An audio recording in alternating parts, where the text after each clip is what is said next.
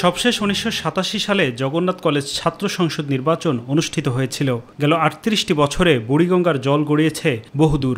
জগন্নাথের পুরনো দেয়ালের আস্তরণ খসে পড়েছে। জগন্নাথ কলেজ বিশ্ববিদ্যালয় হয়েছে, শুধু হয়নি সেখানকার ছাত্র সংসদ নির্বাচন। তবে শিক্ষার্থীদের আন্দোলন ও দাবির প্রেক্ষিতে বিশ্ববিদ্যালয় প্রশাসন আনুষ্ঠানিকভাবে যক্ষ নির্বাচনের রোডম্যাপ ঘোষণা করেছে। সাধারণ শিক্ষার্থীরা যক্ষ নির্বাচনের প্রত্যাবর্তনকে গণতন্ত্র চর্চার সুযোগ হিসেবে দেখছেন। প্রতিটা স্টুডেন্টের মধ্যে একটা খুবই পজিটিভ কাজ করতেছে যে আসবে, হয়তো আমাদের নিয়ে কথা বলবে, আমাদের নিয়ে কিছু করবে। তো এটা নিয়ে আমরা সবাই খুবই আনন্দিত।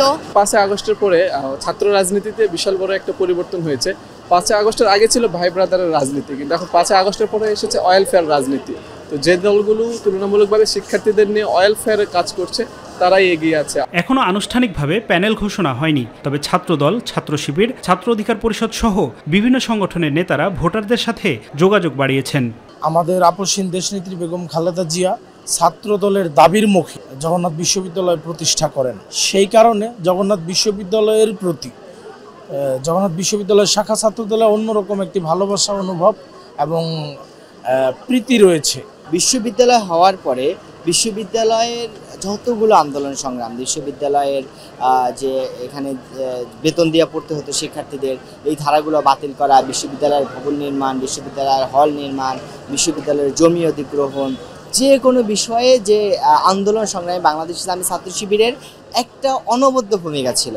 ক্যাম্পাসের সকল যৌক্তিক আন্দোলনে নেতৃত্বের সাথে ছিলাম, শিক্ষার্থীদের পাশে ছিলাম, শিক্ষার্থীদের যে কোনো সমস্যা আগে এসে সমাধান করার চেষ্টা করেছি এবং সামনের দিনগুলোতেও যাতে আমি এগুলো নীতি নির্ধারণী জায়গা থেকে রুট লেভেলের পরিবর্তন করতে পারি, সেই জায়গাগুলো বিবেচনা করে শিক্ষার্থীরা আমাকে ভোট দিবেন।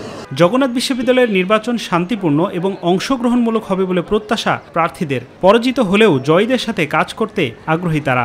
আমাদেরকে উপর যদি শিক্ষার্থীরা আস্থা না রাখে, তাহলে যে নির্বাচিত হবে আমরা তাকে সর্বোচ্চ সহযোগিতা করব এবং ক্যাম্পাস গড়ার যে কাজগুলো আমরা বর্তমানে করে যাচ্ছি, এই কাজগুলোর সাথে ছাত্র সংসদ নির্বাচনের কোনো সম্পর্ক নেই। যেই নির্বাচিত হয়, আমি বিগত দিনে যেভাবে শিক্ষার্থীদের জন্য, শিক্ষার্থীদের ন্যায্য আন্দোলনে থেকেছি, এইভাবেই সামনের দিনগুলোতে আমি তাদের সাথে থাকব। কেউই হেরে যায় না, আসলেও সকলেই একটি অবস্থান থেকে একটি অবস্থান তৈরি করে এবং কাজের পরিবেশ তৈরি হয়, যে পরিবেশে সকলে একসাথে কাজ করে। জগন্নাথ বিশ্ববিদ্যালয়ের আবাসিক হল সংকট বহু পুরনো। এছাড়া ক্যাফেটেরিয়া, পরিবহন, গবেষণা সহ বিভিন্ন গুরুত্বপূর্ণ খাতে পর্যাপ্ত বরাদ্দ দেওয়া হয় না। যোগসূত্রে নির্বাচিতরা এসব সংকট কাটাতে কাজ করবেন এমন প্রত্যাশা শিক্ষার্থীদের। আফজাল হোসেন, মাই টিভি, ঢাকা।